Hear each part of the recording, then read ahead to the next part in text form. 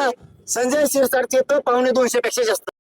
मला हे रात्री कळालं होतं, पाठ 5:30च्या टायमाला पाठ, की देवेंद्र फडणवीसांनी सगळे डाव करून बघितले.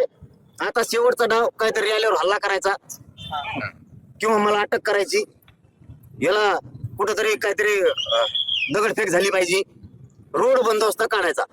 ही पत्रकार आमच्या सोबत आहे. धाराशिवच्या बाउंड्री पर्यंत रोड बंदोबस्त होता, तिथून पुढे रोड बंदोबस्त उठवला. मला रात्री कळायला सकाळी यशस्वी झालं. मी खोटं कधीच माहिती देत नाही. आणि तू अटक करायला कोण येणार, तू नुसतं ई, मग तुला मराठी काय असते सांगते ते बाकीचे भेटेत. ईडीचं भेव वाटत, अमक्याचं भेव वाटतं, माझ्याजवळ काय घंटे ईडीला फिडीला. तू नुसतं पुढून येईन, तू अटक करून दाखव, मग मराठीत तुला कळण राज्यात काय.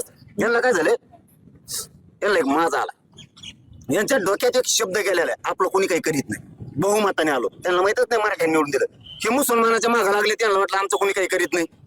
हे धनगराच्या मागं लागले, 15 वर्ष झालं फसिलंय, त्यांना वाटतं आमचं कोणी काही करीत नाही. मराठ्याला फसिलं, आता दलितांच्या बंजारा समाजाला फसवलं, त्यांच्या डोक्यात खुटी. शेतकऱ्याला फसवलं.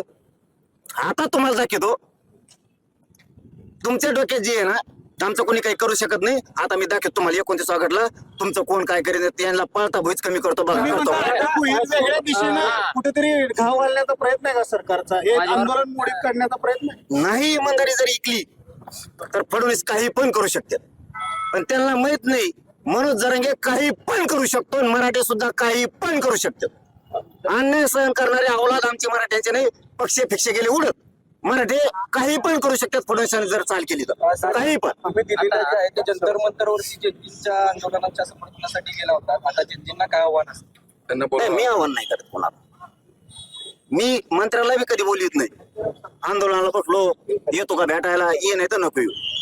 ज्याचे त्याचे रूल असते, त्यांना यायचं असलं येते ना. आम्हाला वाटलं त्या लेकरासाठी धावायचं, सगळ्या जाती धर्माचे लेकर आम्ही धावलो दिल्लीपर्यंत, ते ज्यांनी त्यांनी ठरवायचं असतं. आव्हान करून असं बळच कोणाला यायचं नसेल तर आपण बळच या का म्हणायचं.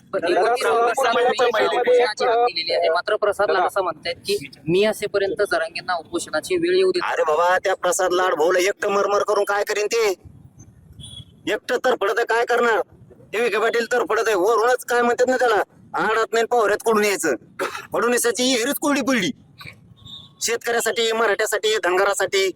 आता त्यांच्या डोक्यातली खुटी काढायची. मला सगळ्यात आधी माझं ती पण आहे, प्रमाणपत्राचा एक विरुद्ध होऊन देणार नाही, मराठ्यांनी टेन्शन घ्यायचं नाही, पक्का आरक्षण आहे आपलं ते बरं का. पण यांच्या डोक्यात जे आहे ना, आपलं कोणी काही करू शकत नाही बहुमतावर, यांना क्यू हिसका पहिला दाखवतो मी आता. सोलापूर जिल्हा परिषदेमध्ये एक ठराव मंजूर करण्यात आला आहे. शिवरत्न जे गेल्या अनेक वर्षापासून ते नाव आहे, ते बदलून माजी पंतप्रधान अटल बिहारी वाजपेयी यांचं नाव देण्याचा घाट आहे किंवा निर्णय झालेला आहे. मात्र आपण पाहतोय की विरोधी पक्षांकडून याला कडाडून विरोध केला जातोय. शासन निर्णय आहे का? जिल्हा परिषद मी ते समजून घेतो सोलापूरच्या यांच्याकडून. शासन निर्णय असेल तर बोलतो मी. ठीक आहे, मी त्यांच्याकडून समजून घेतो. जी गोष्टच मला माहित नाही. मी सोलापूर जिल्ह्याच्या बांधवाच्या पाठीशी राहणार. फक्त मी त्यांच्याकडून समजून घेतो काय प्रश्न आहे. माहितच नाही, एखादा शब्द माझ्याकडून जावा आणि त्याचा दुष्परिणाम व्हावा. बार्शीतल्या ब्राह्मण महिलेने ओबीसी सर्टिफिकेट काढून त्याचा लाभ घेतला. ते बी कळवलं मला आज. तुमच्याकडे ते कळलं का मला तुळजापूर मध्ये कळालंय. मी संध्याकाळी ते रितसर निवेदन दिले ते बघतो, आणि फडणवीसांनी तिथे बी काय केलं हे बघतो. मराठे डोळे उघडा, जागे व्हा, बर्बाद होऊन जाते लेकर पक्षाच्या नादात. विसरू नका, घर सोडायचं शिका. तुम्हाला घर सोडावेच लागणार आहेत मराठ्यांना. तुमच्या अंगात मराठ्याचं रक्त खेळू द्या. 29 ऑगस्टला मराठ्यांच्या गाड्या घरी राहता कामा नये. हे मराठी अंतरवाली. दादा, प्रवीण दरेकरांनी तुमच्यावरती